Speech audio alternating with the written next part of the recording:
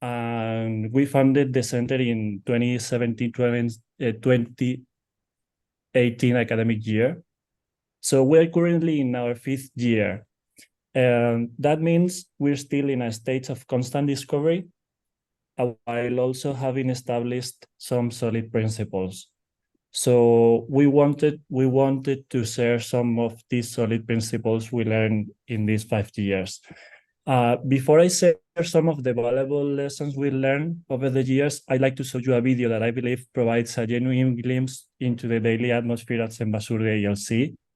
So I'm going to share my screen, and I hope the audio is getting into Zoom also. Let me try. Maybe you can hear my kids over here looking for a toy. I hope it's okay.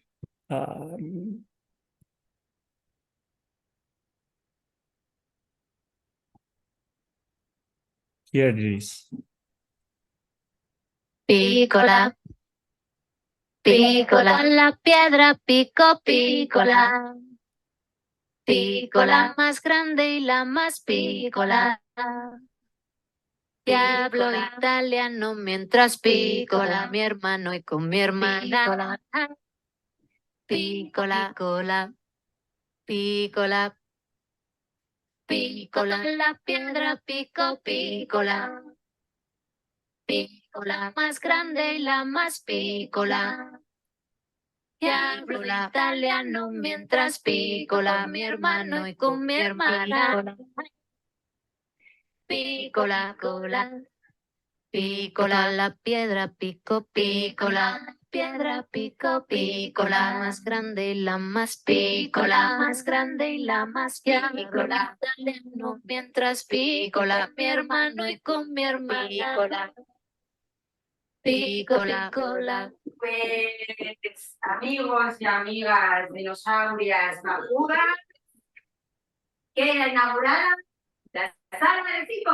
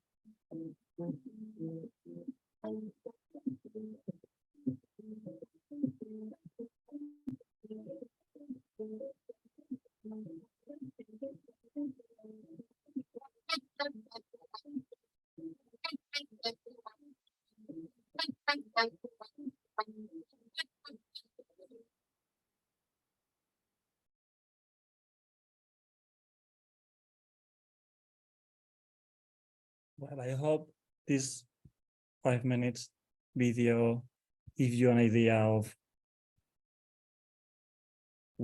what kind of center we have. Jose, I don't know if it was the case for everyone, but I couldn't hear everything. No way. I'm sorry. I can share the link later so you can hear the song, which is very beautiful. But I hope the photos help you to have an idea. Now, let's make this presentation as interactive as possible. Here's what I have in mind. I'll present a photo depicting a typical scenario from our daily life. And I encourage you to provide a brief description of what you observe in the chat. Afterwards, I'll share the key learning point we want to highlight based on that photo. So I'm going to share my screen with the first photo. And what does this photo suggest to you? The first one is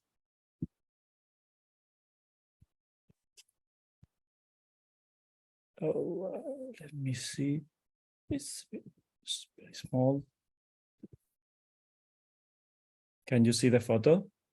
Which is a girl using a board? Yes. Okay, so now I want everyone to write on the chat what's happening here.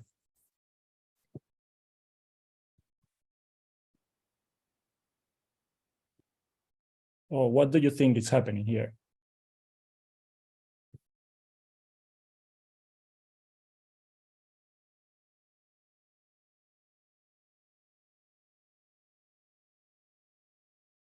That's bigger.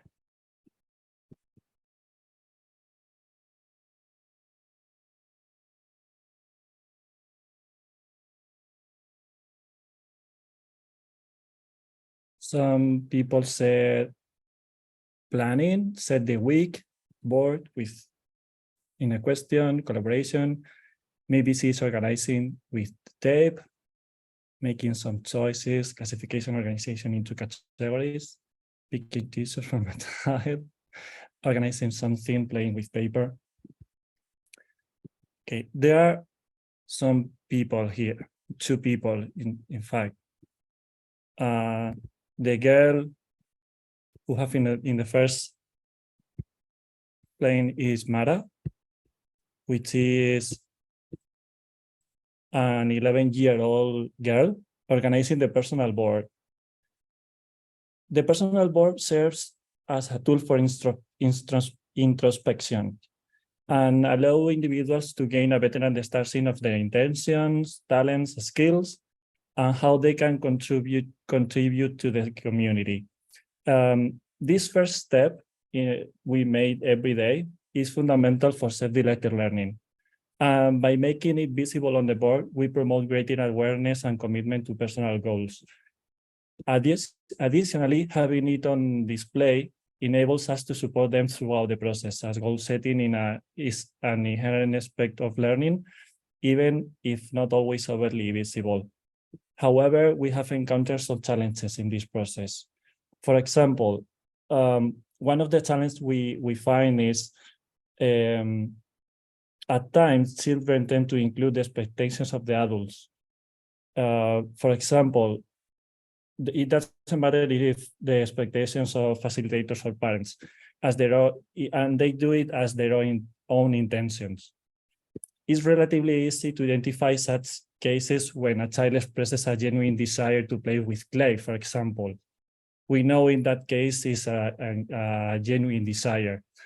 However, it becomes more complex when a child wants to learn geography. We can't always determine whether it stems from genuine curiosity, familial pressure, or an attempt to please the facilitators who has expressed an affinity for geography before.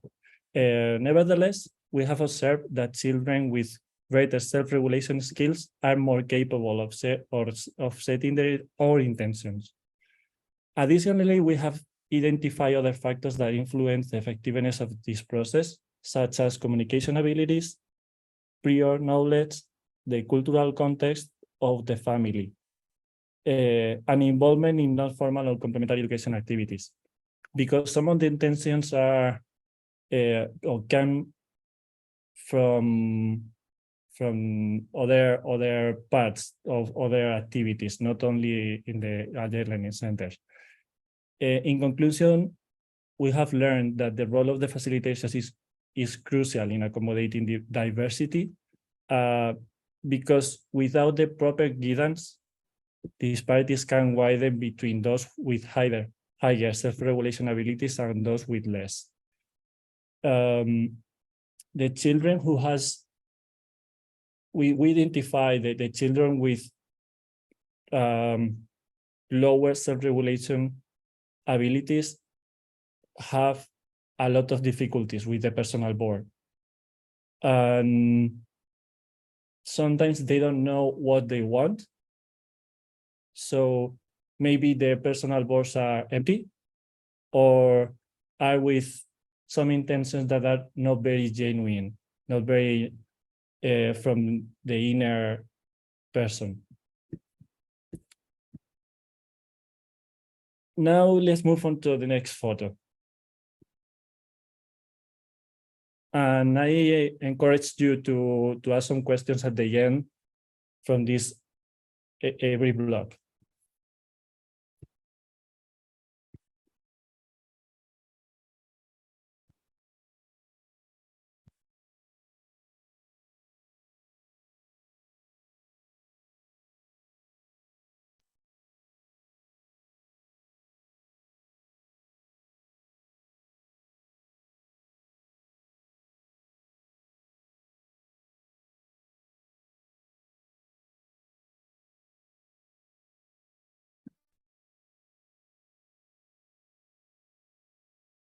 Okay. Write on the chat what are you seeing in this picture. Jose, I see still the same photo. Yes. Okay, I'm sorry.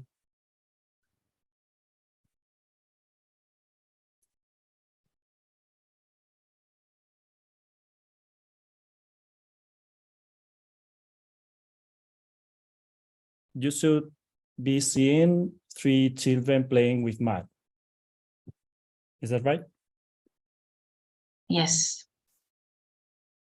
What's happening here? Apart from playing with math.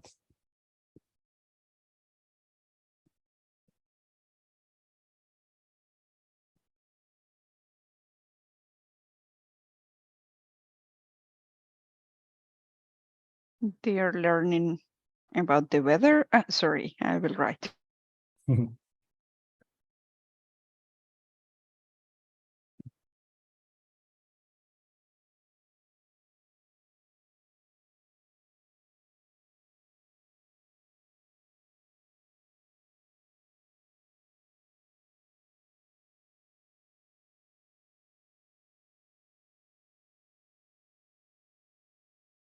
There's a question: if they have a goal, an objective, it depends on what are you looking at.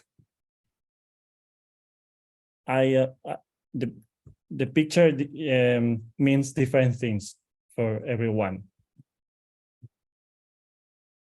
and that what we see in the picture is what conceptions we have about playing and learning. For example, I can identify two blocks of answers. One from people who think this scenario is a learning scenario, learning about weather, learning about nature, or learning about construction, or maybe learning about how to collaborate. And there is another answer, which is free play in a math with some fun tools, without an objective, or having fun. And both are correct, but it depends on what are we looking at. We are going to facilitate in a way or another, and it can depend on the children who are playing, the way we want to facilitate that. But I want to share what happened before and after this picture. These three children spent several weeks with the intention of playing with math. It's not just one day. And it was an intention they pursued for approximately an hour each day. While traditional schools have been incorporating play to enhance learning, at Senbazuru ALC, play is not solely seen as means to achieve academic goals. We don't aim to disguise curricular learning through play. Instead, we value play for its own sake. Naturally, many learning opportunities arise during play, including the resolution of conflicts, which requires us to establish appropriate structures, tools, and ceremonies to ensure safety. Furthermore, play can often serve as a springboard for other intentions. In this case, these three children transformed their math play into a dot construction project, which they proudly present to others. This project led them on an intense journey of research and practice, and we frequently find that unstructured play provides valuable inspiration and offers an ideal opportunity to observe children's genuine interests. I talked before about these genuine intentions, and through play, we can observe how these children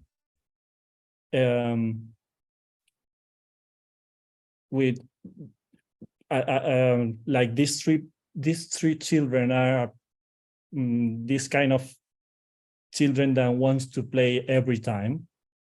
And it's very difficult for the facilitators to identify the interests. So we have this free play as a tool to observe them and provide them new intentions. But most importantly of everything, play is a joyful experience that leaves a lasting impact throughout one's life. So play can be a tool for the facilitators, but is a goal itself.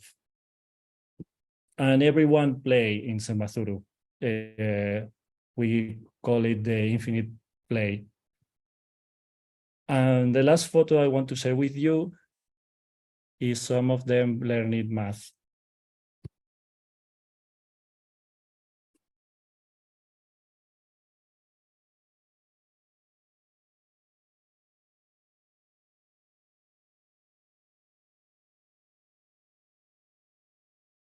So what's happening here? What this picture suggests to you?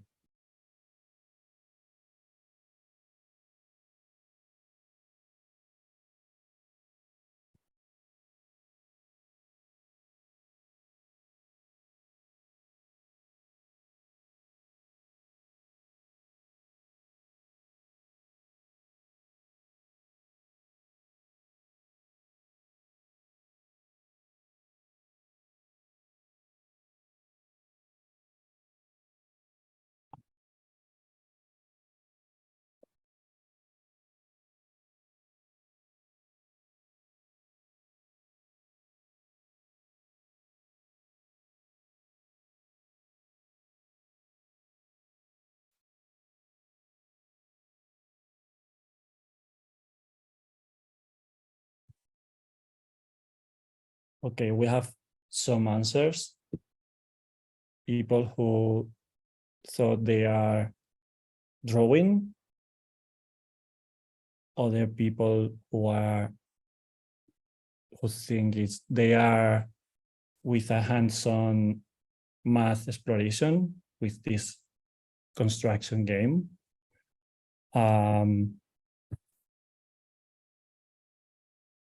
Other person was looking at on if they are learning from a teacher or from the others. And I'm going to share you what is happening here and why. And the last one is experimenting maths on a concrete way, which is the most accurate answer about what's happening here.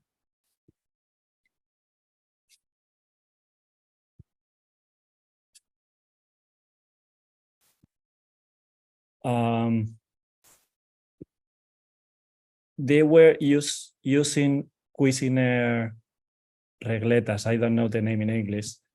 They are like pieces from different lengths, and if you put two together, you can have another color. Well, in fact, this task was designed by adults and is a mandatory component of their learning. While we firmly believe that learning occurs naturally and continuously, we also recognize that not all learning experiences are equal. Some learning can occur simply through observation or by being in an environment that provides a specific stimuli. For example, playing with math, as we saw before. However, other types of learning require deliberate and intentional practice to be achieved. And that happens with maths, for example, with some concepts. Moreover, certain learning outcomes depend on acquiring foundational knowledge beforehand. For example, if we want to know what is 2 times 2, maybe I need to know what is 2. So that's an example. In this context, we appreciate John Hattie's classification, which distinguishes between shallow learning, well, he said surface learning, which lacks significance when isolated, deep learning, which is learn in globalized context through practice and inquiry, and transferable skills that are skills and competencies applicable in any situation. We have noticed that when children master surface learning, they can derive greater benefits from the learning and transfer skills.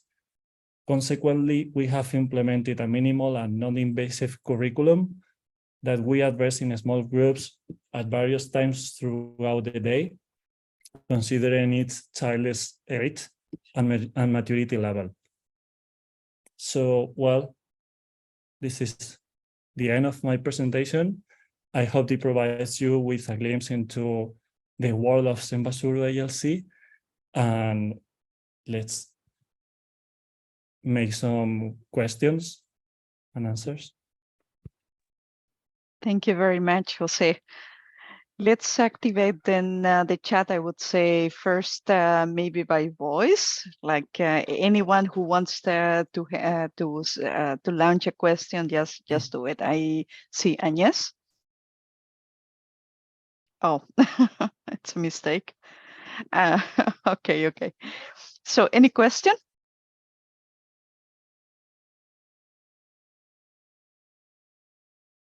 Maybe from school Riso?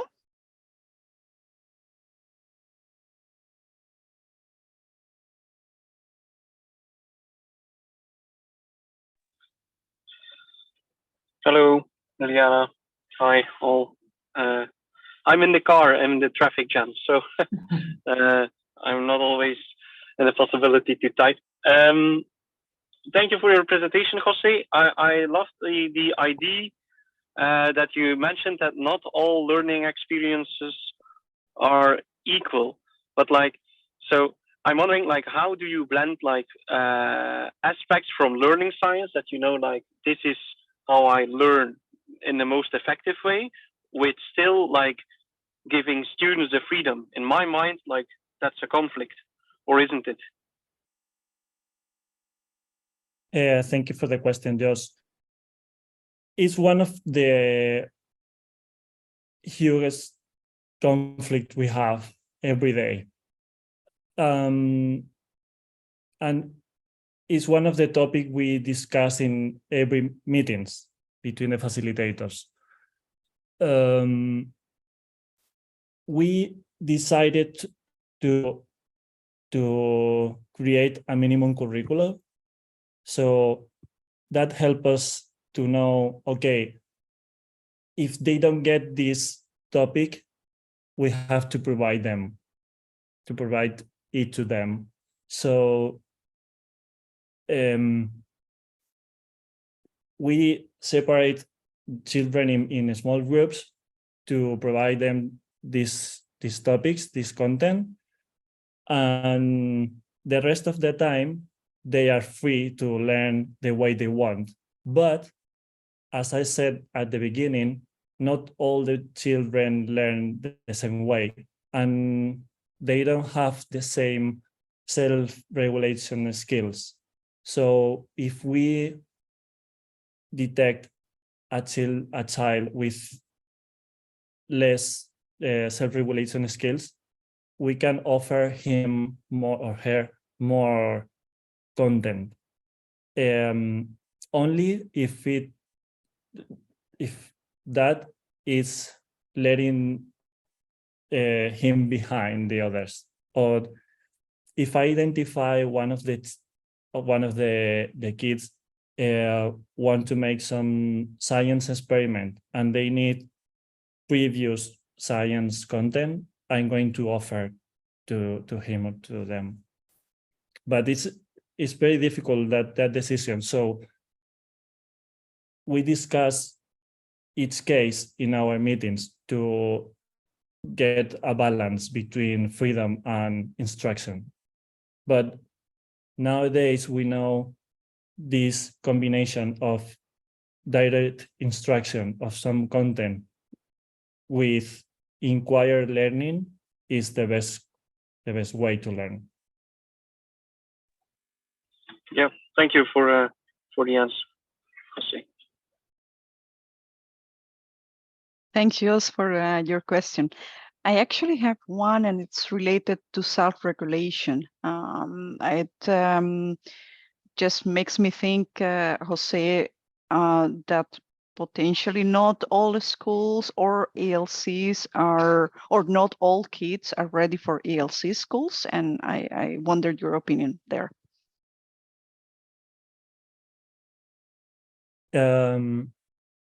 I think that's a wrong way to think about the role of ALC. I mean, I think all the ALC have to adapt the method to its kiddo, because the word agile is you have to be capable to change the way you are doing things to the situation. So, for example, we have some special needs children, and we cannot do the same with them in some way. So we have to adapt our ways and not to change the way the kid is learning. I don't know if it's clear enough. So for me, it's key to identify the self-regulation skills every child have, to provide them more or less help with the boards, with the activities, and that is with the just question, because some needs or some can have freedom all the time, and they are safe in a pedagogical way, and others are not safe in that way because they need more support. Thank you, Jose. Any other question?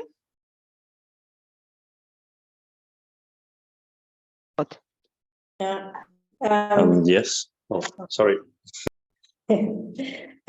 Jose, can you tell us how many kids you have in your school and how old they are, so we have a more concrete idea of the school? We are 120 people.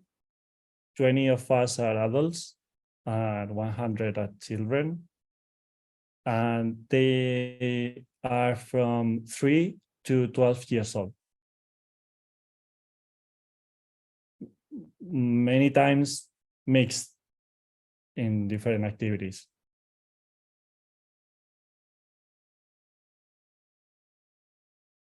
And what happens when they get 12 years old? Where do they switch after Senbazuru? Well, we are growing with the kids. So the oldest one are going to be 13 next year. So we hope all of them are going to continue with us. But we have the experience of some that left the school before. And from the moment they report us, they are not having many problems with the content. They think the school is very easy, but they have some problems with the rules and with the climate, with the coexistent climate, because now they are usually participating in everything. They can decide about everything, about if we are going to go on a trip or not, if we are going to, I don't know, if we are able to play inside or outside. Well, they can decide about many things.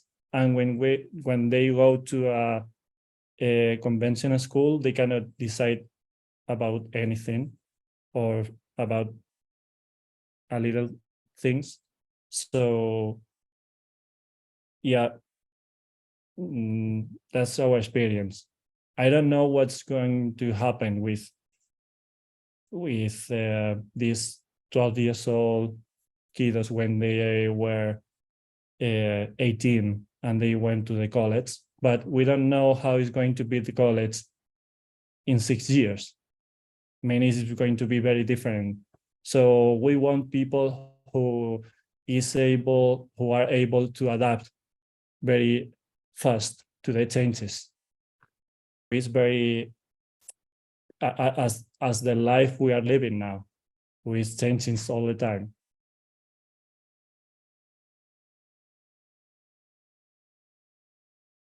But we don't have the experience at the end of the secondary stage. But it's nice to hear, Jose, that I mean, you're preparing them for change, which means that in a way, the transition from this primary school to the other environment is also change. So in a way, they could be emotionally ready for that, even though the system is totally different. I wonder actually in that respect if you are supporting them somehow when they are 12 to understand the transition to the other system. We have a plan which is called accommodation plan that we use when we know a kiddo is going to change to another system. So when parents said to us, we are going to change to that school, we contact that school and know how is it working, and we try to make a transition between the two systems. And also when they are, or where our plan is next year, when they are in the second year of secondary and of the high school, we have to accompany them with the future choices they are going to have to make. As I'm going to make vocational studies, or I'm sure I'm going to go to the college, or I don't know anything about my future. So we want to have that interviews with them from the next year to let them know how their choices now can impact in their future. Thank you, Jose. I see actually a question from Bram in the chat, and is the following. What do you do in case of loss of motivation, certainly with older children in puberty?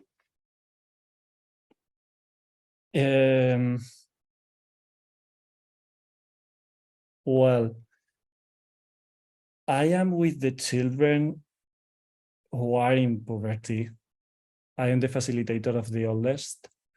And I cannot say they have a loss of motivation with learning, but I had this very I've experienced these last 2 days because we had a trip. We had our second expedition of the year because we made three long trips in the year, and last Monday and Tuesday, we made the second one of the year. And I felt the loss of motivation of walking without sense, or visiting some church without any sense. So some of the activities the adults prepared for them had any sense for them. And I could see the loss of motivation in that kind of activity, but they are very motivated with projects. For example, they are doing one of two projects. It's one. For example, I had a kiddo who is making a film and is very engaged with that. In fact, I had to stop him to model in 3D because he could be all the time making that, and I want him to go outside and get some sunlight. And I had another kiddo who is making a project about tensegrity, which is an engineering concept, and he made a big construction with ropes and sticks. So I think I can see some lack of motivation when the task is comes from adults, but not when it comes from inside.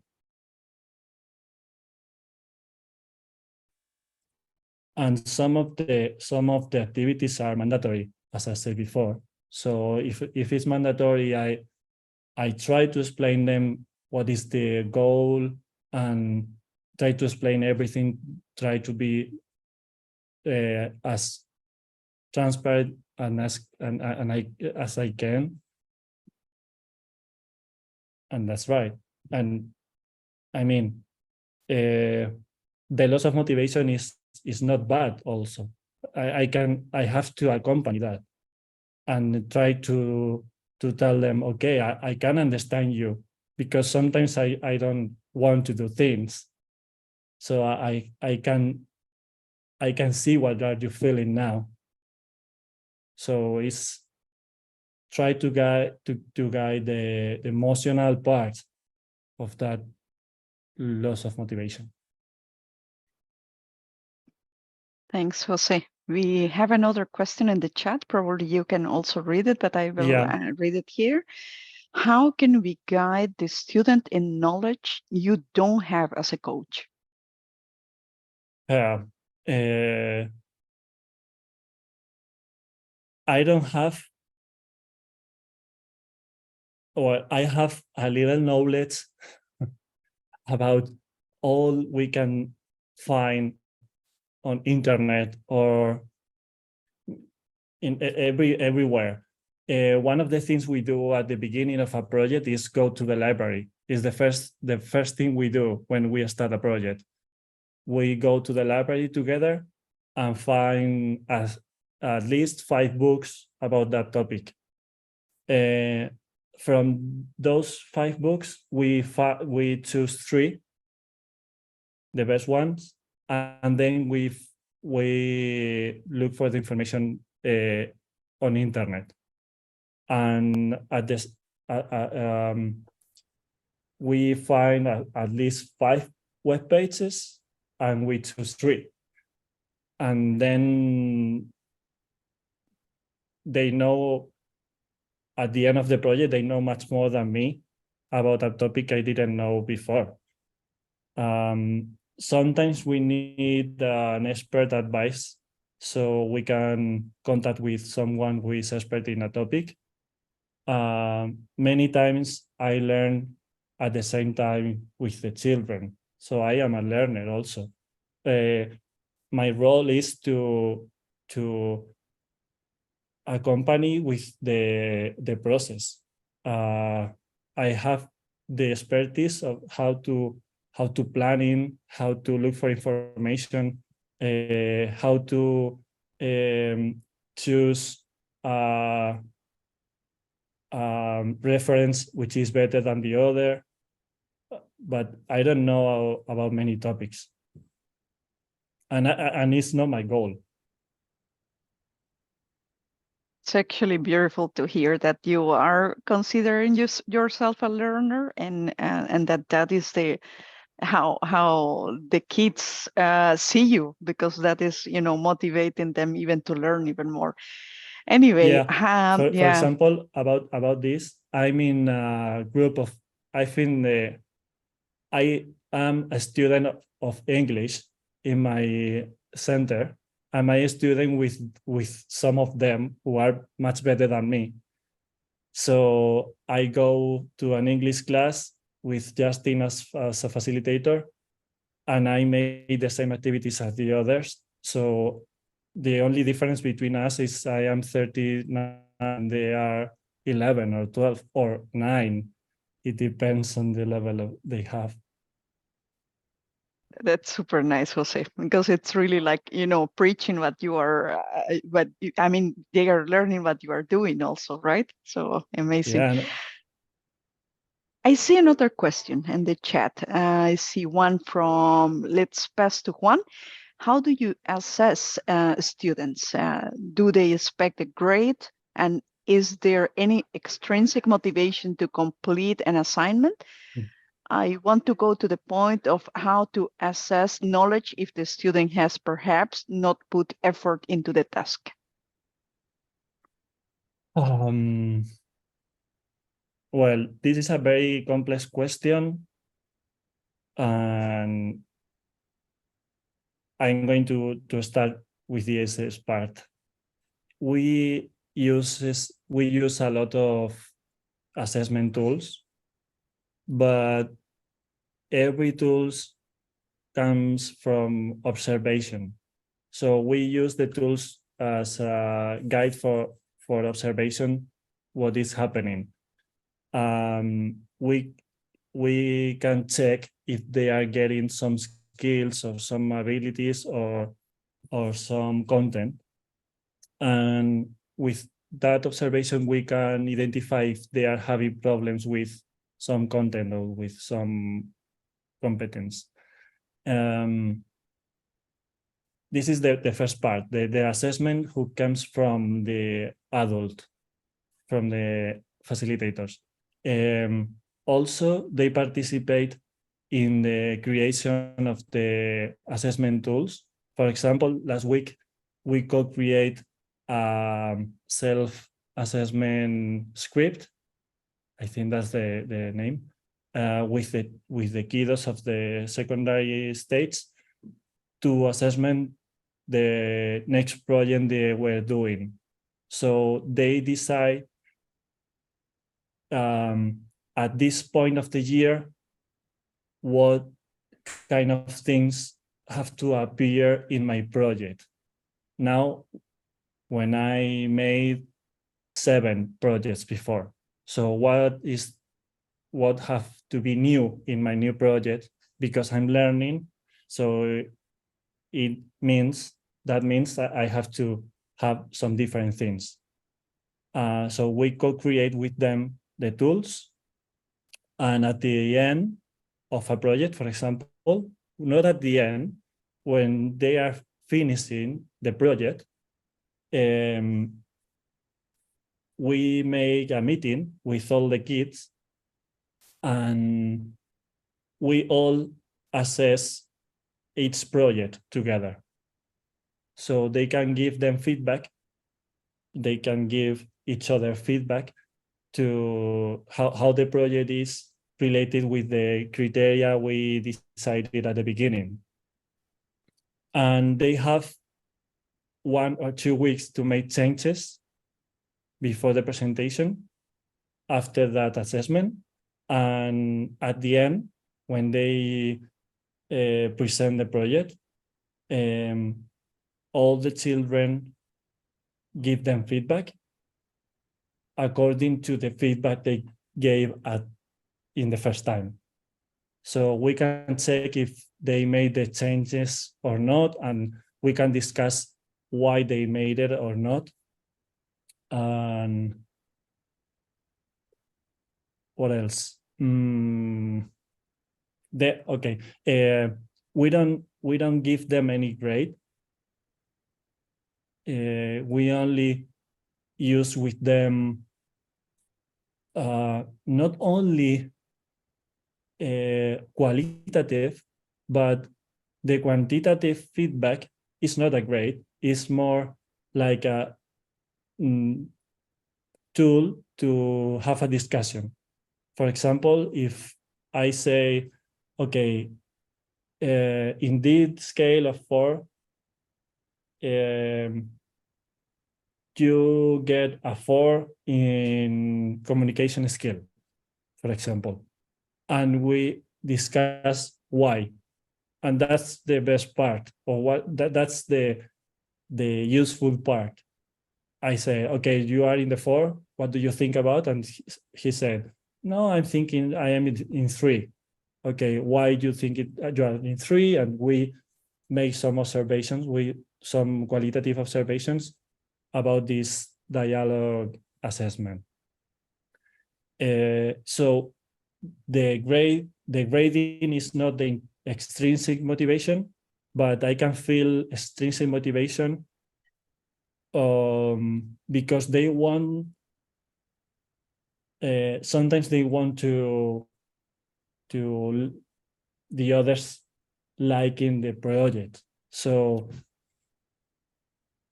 I think it's not possible to eliminate that social part of the assessment, but I think it's not the main part of the assessment. It's like magic when you see the group giving feedback each other. I don't know if I answered the question, Juan.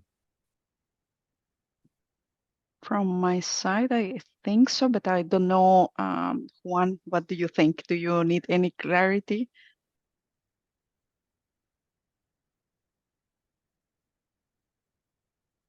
I don't think so. We have Jose. Yes, thank you. I don't want to take this longer. Okay, so we could potentially have one call just about assessment. I have the last question that comes from Danielle, and I think with that one we have to close our meeting, our meetup. Okay, hi Jose, thank you for the presentation. Is it always the feedback non-anonymous, or do you use anonymous feedback in some ways? It's always non-anonymous because we want, well, we have a safe climate. I think